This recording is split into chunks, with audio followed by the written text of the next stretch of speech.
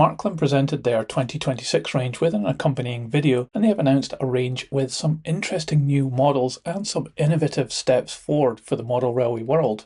In this video, I'll pick out some of the highlights, so without further ado, let's get into it. First up though, I did think the format of the release video was pretty good. I liked the interviews with the team members who worked on the models which were then being presented. This gave an insight to the human work done behind the scenes in getting new models to market, something we often forget when we're critiquing models, and something I'm guilty of too, to be fair. But what's going on with this presenter's jumper though on the right? Wow! However, one of the bad things about this video, and it's something I've mentioned on their previous videos too, is the terrible voiceover in English. I'm not sure if they're using some shonky translation software, or maybe an AI voice or something, but their presentation in English was really bad and hard to follow at times. I've offered my services before, because you know, regional accents are all the rage in that, but they haven't got back to me yet. Let's get on with the models. And this really caught my attention.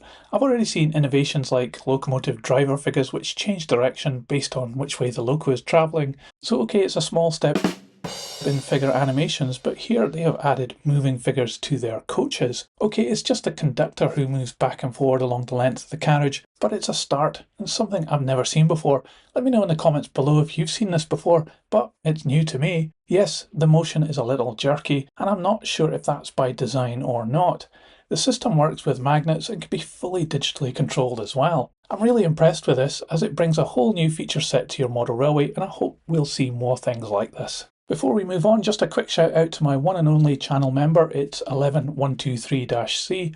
Thanks for your continued support. If you'd like to consider becoming a local member as well, then check out the join button somewhere at the bottom of the screen right now.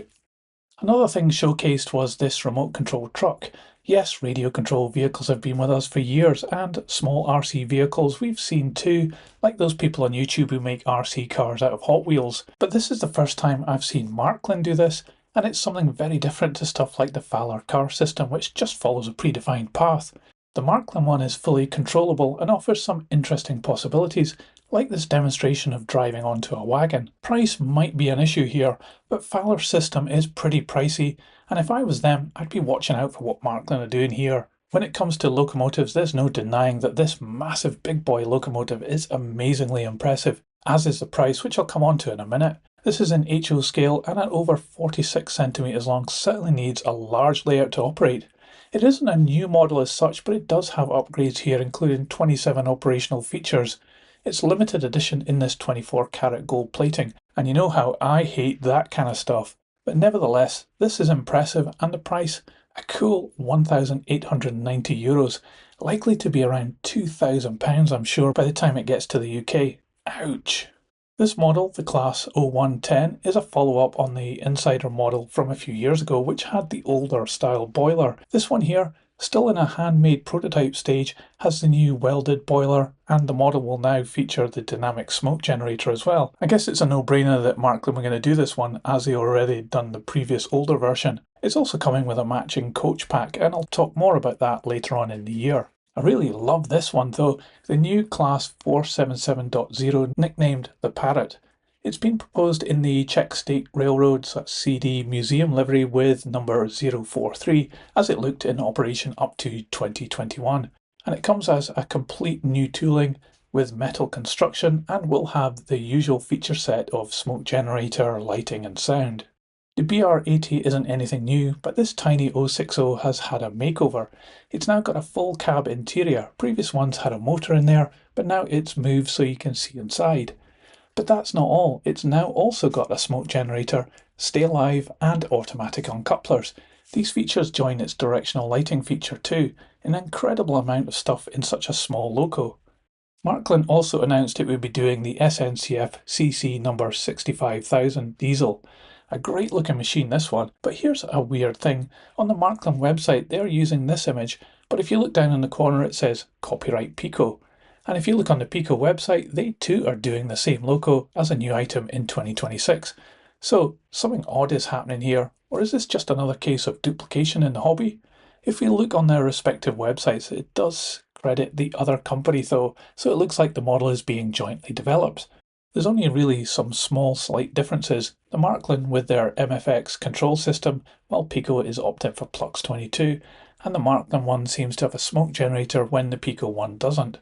And also the Marklin one comes with sound, where the Piko one you need to add that as an extra cost. Otherwise it's the same, I think, but here's the price difference. Marklin's is €469 and the Piko one is €320.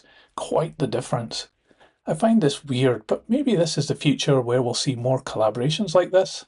Anyway, turning to Marklin Z gauge, there's a bronze version of the Zeppelin railcar, a previously released model in this scale, but they're now producing it in the bronze range, which is a range I don't really get myself, but anyway, this is coming this year.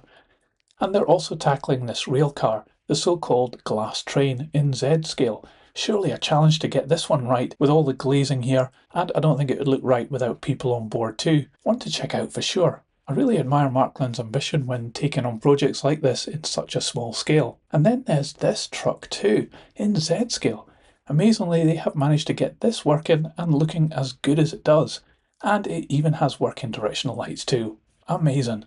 There was lots more, like this bright Bluna livery wagon in the startup range, under €20 RRP for this. And for club members, this startup annual wagon for 2026. I don't think that's a real aquarium though. This wagon with two cars in the My World range for younger enthusiasts, only €15 RRP for this, which is great value. And in Gauge 1 there was this new DH500CA diesel shunter announced. Here just at the CAD stage, it looks like a really cool looking model and its size is ideal if you don't have much space but want to model in this larger scale. And there's absolutely loads more coming during the course of the year, so it looks like an exciting 2026 for Marklin and Tricks. I'll cover these more in future videos right here on this channel.